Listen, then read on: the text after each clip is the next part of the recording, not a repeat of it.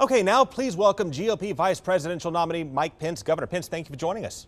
Thank you, Craig. Great to be on. So we just mapped out the issues and problems that have fueled the rise of ISIS under this administration. But does Donald Trump calling Hillary Clinton, quote, the co-founder of ISIS strike you as in any way incendiary or inflammatory or any way over the top? There is no question the failed leadership of Barack Obama and Hillary Clinton in the wider Middle East created the conditions in which ISIS was created. It was this administration and their Secretary of State who supported efforts to withdraw American forces from Iraq without what's called a status of forces agreement. And Craig, that created a vacuum of power in which ISIS literally was conjured up out of the sands of the wider Middle East to bring violence not only in Syria but across the region, compromising hard-fought gains that we won in Operation Iraqi Freedom, and bringing violence, of course, to Europe and inspiring violence even in your own home state of Florida. So look, this administration is responsible for that failed policy, and it was precisely the leadership of Barack Obama and Hillary Clinton that created the conditions in which ISIS was formed. And by extension, you're okay with using the term co-founder of ISIS when talking about Hillary Clinton?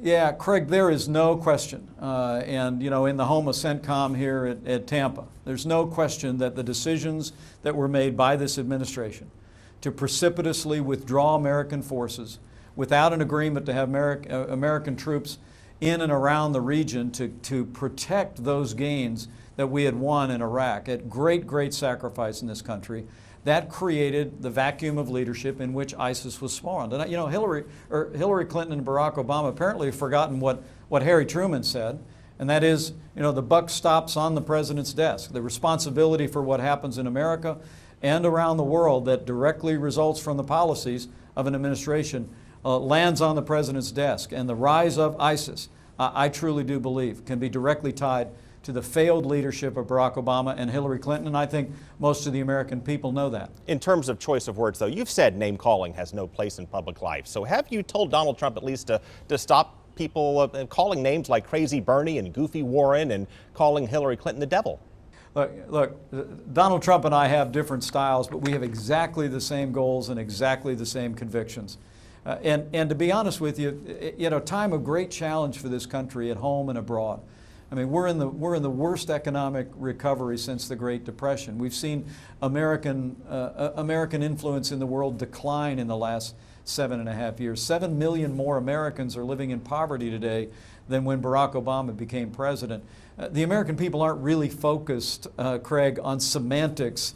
They're focused on the kind of ideas and policies and leadership that are going to turn this country around. And I think the reason why you see the enormous crowds all across Florida when Donald Trump is in town, and even as I travel the country on my own, the crowds of 500 and 1,000 people that are coming out to hear that message, it's evidence that Donald Trump is speaking straight into the heart, the aspirations and the frustrations of the American people, and we're going to continue to do that all the way through Election Day. And if you have exactly the same goals and exactly the same convictions as Donald Trump, why did you back Ted Cruz then in the primary? And in hindsight, would you still have gone with Cruz before the Indiana primary, or do you wish in hindsight you would have endorsed Donald Trump instead?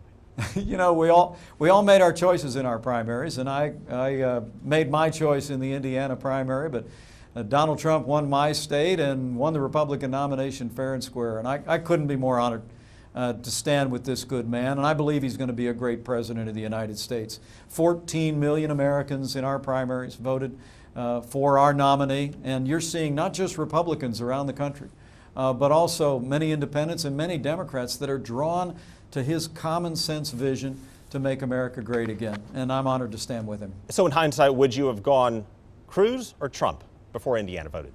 Well, I made my decision back in the Indiana primary, and you know, I stand by the decisions that I made, but I'm proud to be standing with Donald Trump. I mean, to travel with this man, as I've had the privilege in Florida and across this country, is to see the kind of leader that I truly do believe the collective wisdom of the people of our party was right. I mean, Donald Trump provides the kind of broad-shouldered leadership that's going to have America standing tall in the world again, going to rebuild our military, and with a son in the Marine Corps, that cuts pretty close to home for me, and rebuild our economy with those time-honored traditions of less taxes, less red tape, more American energy, and common sense toughness in our trade deals that'll make sure that international trade is working for American workers. That's the kind of leadership that people are responding to in Donald Trump.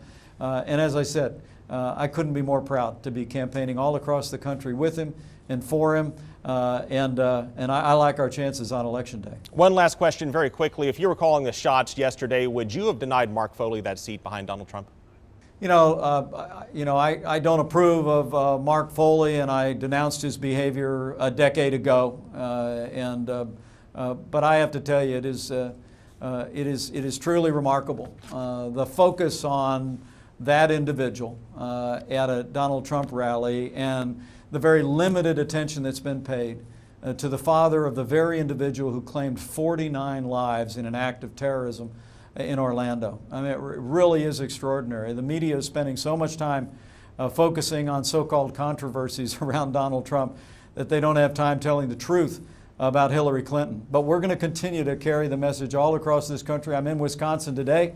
We're going to help the media out in that regard. We're going to make sure that they know the record of Barack Obama and Hillary Clinton, that this election is simply a choice between change and the status quo, between the failed policies that have run our economy into the ditch and declined American power in the world, or the kind of policies that will make America strong and great at home and abroad again. That message we're going to continue to deliver, and I can't wait to be back in Florida to do it right there. Governor Pence, thank you very much for your time. You bet.